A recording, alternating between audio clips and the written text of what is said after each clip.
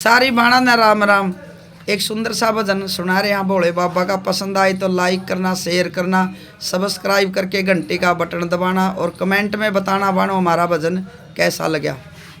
आओ जी आओ भोलेनाथ दर्शन के लिए, आओ जी आओ भोलेनाथ दर्शन के लिए।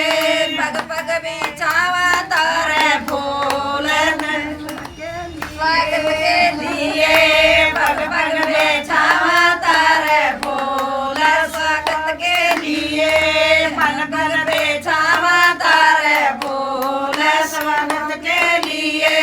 कहो तो बड़ मर लो, कहो पर्वत पर लो, कहो तो बड़ मर लो, कहो पर्वत पर लो, कहो तो लो बद्रीनाथ दर्शन के लिए, कहो तो लो बद्रीनाथ दर्शन के लिए। आओ जी आओ भोलेनाथ दर्शन के लिए, आओ जी आओ भोलेनाथ दर्शन के लिए। पग बिछाओ तारे फूल स्वागत के लिए, पल पल बिछाओ तारे फूल स्वागत के लिए।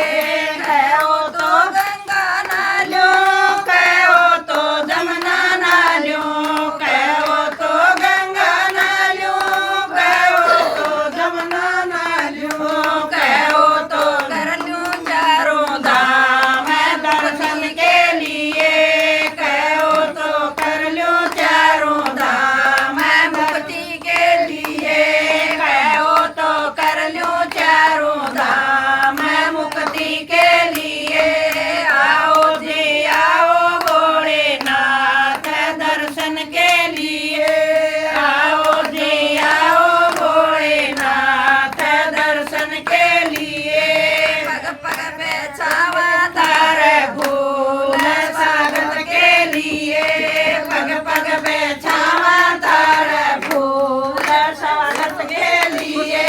कहो तो लाडू ला दूं, कहो तो पेड़े ला दूं, कहो तो लाडू ला दूं, कहो तो पेड़े ला दूं, कहो तो गोटोदारी भांग पीने के लिए, कहो तो गोटोदारी भांग पीने के लिए।